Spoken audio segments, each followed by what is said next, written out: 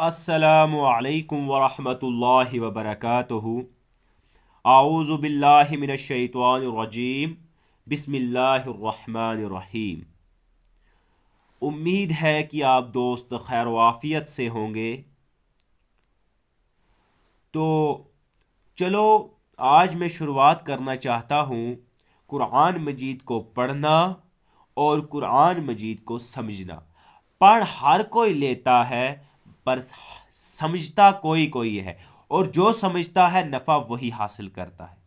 اس لیے اس دنیا کے وحشی دور میں ہم قرآن مجید کو بھی تھوڑا سا سمجھنے کے لیے اپنا وقت وقف کر سکتے ہیں۔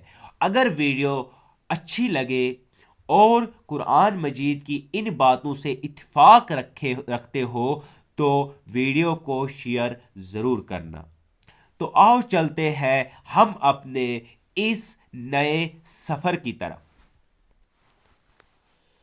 منشرد پھر ہو گیا انسانیت کا قافلہ، منشرد پھر ہو گیا انسانیت کا قافلہ، ڈھونڈ کر پھر لائے نقش کیف پائے رسول، ڈھونڈ کر پھر لائے نقش کیف پائے رسول۔ الف لام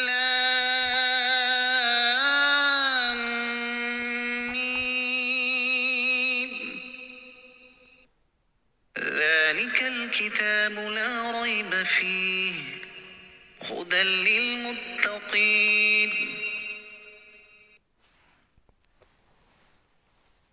یہ بلند رتبہ والی کتاب یعنی قرآن مجید کوئی شک کی جگہ نہیں، اس میں ہدایت ہے ڈرنے والوں کے لیے۔ الف لام میم، قرآن پاک کی 29 صورتوں میں الف لام میم جیسے حروف آئے ہیں۔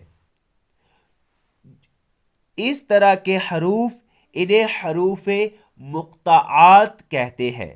ان کے بارے میں سب سے قوی قول یہ ہے کہ حروف اللہ تعالیٰ کے راز ہیں اور متشابہات میں سے ہے۔ ان کی مراد اللہ تعالیٰ جانتا ہے، اور ہم ان کے حق ہونے پر ایمان لاتے ہیں۔ اور حروف مقطعات کا علم اللہ کے سوا صرف اور صرف نبی صلی اللہ علیہ وسلم کو عطا کیا گیا ہے۔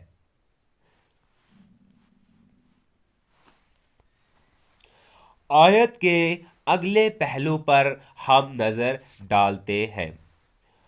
آیت کا اگلا پہلو ہے لا ریبہ، کوئی شک نہیں۔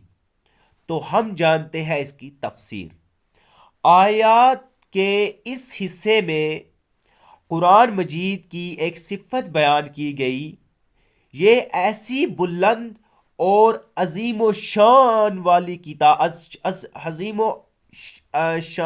کتاب ہے جس میں کسی طرح کے شک و شبہ کی کوئی گنجائش نہیں، کیونکہ شک اس چیز میں ہوتا ہے جس کی حقانیت پر کوئی دلیل نہ ہو، جبکہ قرآن پاک اپنی حقانیت ایسے واضح اور مضبوط دلیلیں رکھتا ہے جو ہر صاحب انصاف اور عقل مند انسان کو اس بات کا یقین کرنے پر مجبور کر دیتی ہے کہ یہ کتاب حق ہے اور اللہ تعالیٰ کی طرف سے نازل ہوئی ہے۔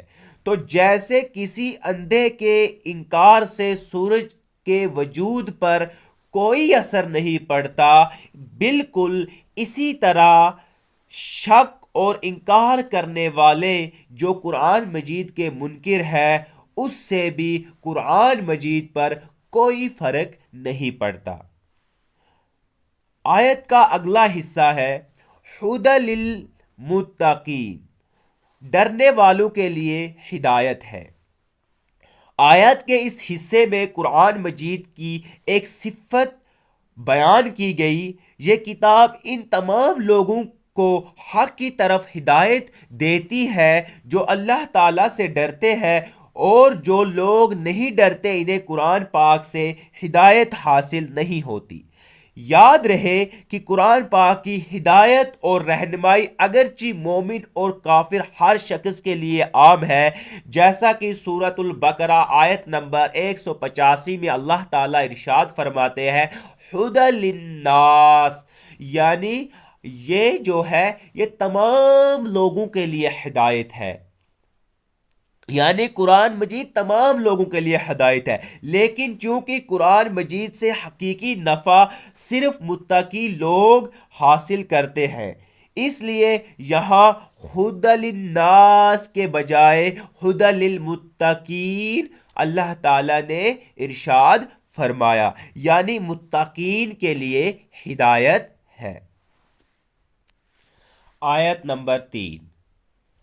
الذين يؤمنون بالغيب ويقيمون الصلاة ومما رزقناهم ينفقون،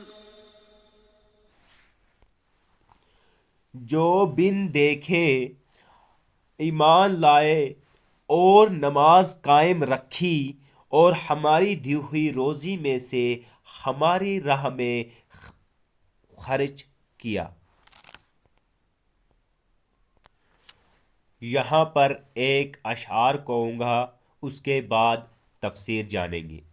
گمراہی کے لیے کم ہزار برس، گمراہی کے لیے کم ہزار برس، ایک پل بھی بہت آگاہی کے لیے، ایک پل بھی بہت آگاہی کے لیے۔ آپ انشاءاللہ خود سمجھیں گے۔ تو ہم چلتے ہیں آیت کے اگلے پہلو کی طرف۔ الذین یؤمنون بالغیب، وہ لوگ جو بغیر دیکھے ایمان لاتے ہیں۔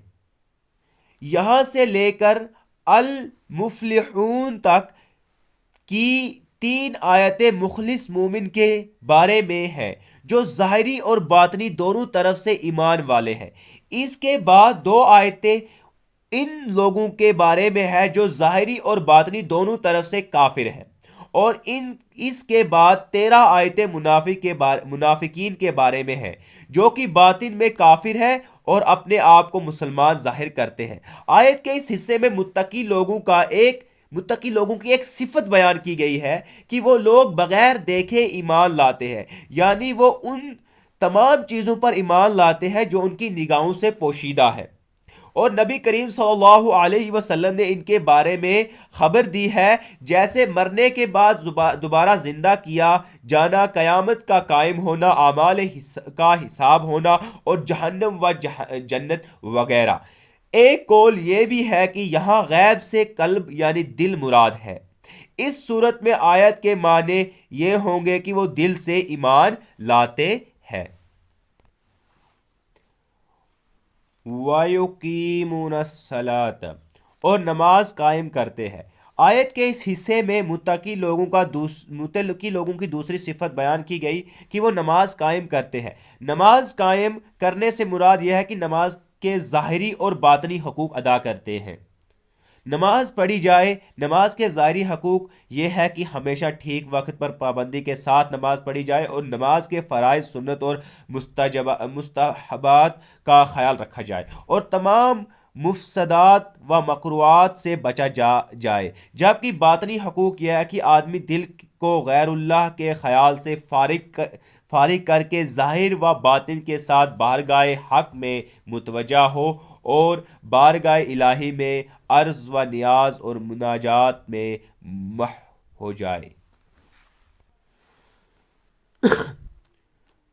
آیت کا اگلا پہلو ہے وَمِمَّا رَزَقْنَاهُمْ يُنْفِقُونَ، اور ہمارے دیے ہوئے رزق میں سے کچھ ہماری راہ میں خرچ کرتے ہیں۔ آیت کے اس حصے میں متقی لوگوں کی تیسری صفت بیان کی گئی، وہ اللہ تعالیٰ کے دیے ہوئے رزق میں کچھ اللہ تعالیٰ کی راہ میں خرچ کرتے ہیں۔ راہ خدا میں خرچ کرنے سے یا زکوٰۃ مراد ہے، جیسے کئی جگہوں پر نماز کے ساتھ زکوٰۃ ہی کا تذکرہ ہے، یا اس سے مراد تمام قسم کے صدقات ہے، جیسے غریبوں، مسکینوں، یتیموں، طالب علم اور مساجد و مدارس وغیرہ کو دینا، نیز اولیاء کرام یا فوت شدگان کے ایصال ثواب کے لیے جو خرچ کیا جاتا ہے وہ بھی اس میں داخل ہے کہ وہ سب صدقات نفلہ ہے۔ مال خرچ کرنے میں میانہ روائی سے کام لیا جائے۔ آیت میں فرمایا گیا کہ جو ہمارے دیے ہوئے میں سے کچھ ہماری راہ میں خرچ کرتے ہیں۔ اس سے معلوم ہوا کہ راہ خدا میں مال خرچ کرنے میں ایسا نہیں ہونا چاہیے کہ اتنا زیادہ مال خرچ کر دیا جائے کہ خرچ کرنے کے بعد آدمی پچھتائے، اور نہ ہی خرچ کرنے میں کنجوسی سے کام لیا جائے، بلکہ اس میں اعتدال ہونا چاہیے۔ اس چیز کی تعلیم دیتے ہوئے ایک اور مقام پر اللہ تعالیٰ ارشاد فرماتے ہیں، بنی اسرائیل آیت نمبر 29، اور اپنا ہاتھ اپنی گردن سے باندھا ہوا نہ رکھو اور نہ پورا کھول دو کہ پھر ملامت میں حسرت میں بیٹھے رہ جاؤ۔ اور کامل ایمان والوں کی صفت بیان کرتے ہوئے اللہ تعالیٰ ارشاد فرماتے ہیں سورہ فرقان آیت نمبر 27 میں، اور وہ لوگ کہ جب خرچ کرتے ہیں تو نہ حد سے بڑھتے ہیں اور نہ تنگی کرتے ہیں، اور نہ ان دونوں کے درمیان اعتدال سے رہتے ہیں، انصاف سے رہتے ہیں۔ امید ہے کہ آپ کو اس آیت کی تفسیر اور ترجمہ سمجھ آیا ہوگا۔ تو اسی کے ساتھ ہم نے آج آیت نمبر 1، 2 اور 3 سورہ بقرہ کی تفسیر بھی جانی اور ترجمہ بھی جانا۔ امید ہے کہ آپ کو یہ ویڈیو پسند آیا ہوگا، اور آنے والے باقی ویڈیو کے لیے، آنے والے باقی ایسے ہی ویڈیوز کے لیے میرے چینل کو سبسکرائب ضرور کرنا۔ تو آؤ چلتے ہیں کچھ اشعار کے ساتھ الوداع کہتے ہیں۔ سنا ہے عشق کے موتی عزیز ہے تجھ کو، سنا ہے عشق کے موتی عزیز ہے تجھ کو، تو میری آنکھوں کو توفیق بے رہائی دے، تو میرے آنکھوں کو توفیق بے رہائی دے۔ یعنی شاعر کہتا ہے اللہ تعالیٰ سے کہ میں نے سنا ہے کہ آپ کو رونا بہت پسند ہے، اس لیے میرے آنکھوں کو بھی رونے کی توفیق عطا فرما۔ اور ایک اور شاعر ہے،